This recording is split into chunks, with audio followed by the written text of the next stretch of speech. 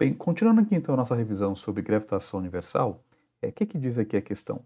Ela fala o seguinte: graças às extensivas observações de Tycho Brahe, Kepler foi capaz de quebrar diversos paradigmas da astronomia de sua época por meio de suas três leis, né? Aquelas leis que eu acabei de falar aqui no vídeo anterior. Sobre o que postulam as três leis de Kepler, assinale a ou as alternativa ou alternativas correta ou corretas aqui no caso.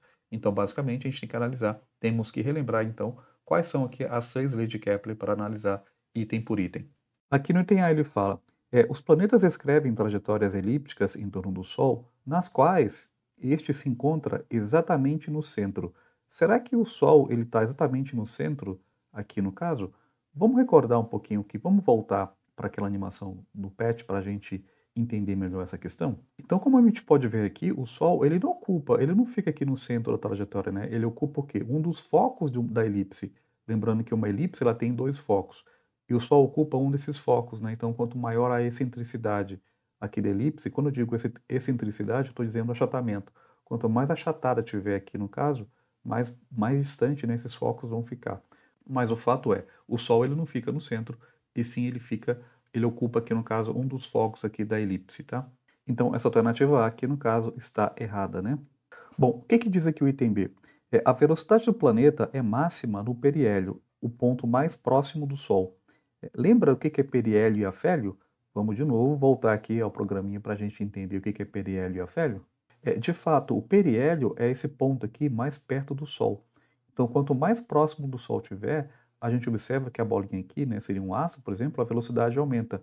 Então, mais perto é o periélio, mais longe, aqui no caso, seria o afélio.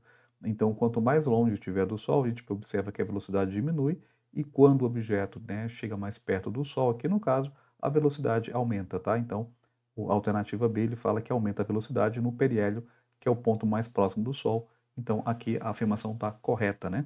Então, aqui o item B está certa que a afirmação, de fato, a velocidade do planeta é máximo no periélio, no ponto mais próximo aqui do Sol. O que que diz aqui o item C?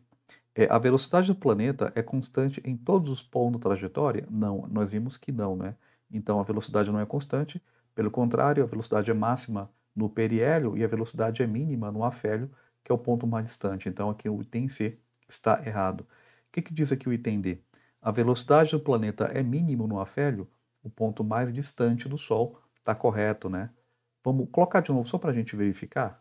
Então, mais uma vez, aqui ó, ele está se aproximando aqui do Sol, o ponto mais próximo, que é o periélio, né, de fato a velocidade é máxima, e quando ele se afasta do Sol, quanto mais longe estiver do Sol, que é o afélio, nesse ponto aqui, né, mais longe, a velocidade aqui a gente observa que ela é mínima. Aí depois ele começa a aumentar de novo quando ele tende a se aproximar aqui do Sol. Então, de fato, aqui no caso, o item D está correto. O que que diz aqui o item E? Os planetas escrevem trajetórias elípticas em torno do Sol, nas quais este se encontra em um dos focos da elipse, né? Então nós já deduzimos isso, de fato é verdade aqui o item E, tá? Então o item E também está correto. Então quais aqui no caso estão corretas aqui? Então essa afirmação aqui está correta, qualquer outra que está correta seria essa, e a outra afirmação aqui no caso seria o E está correto, tá bom? Então essas três são corretas em relação aqui às leis de Kepler. É isso.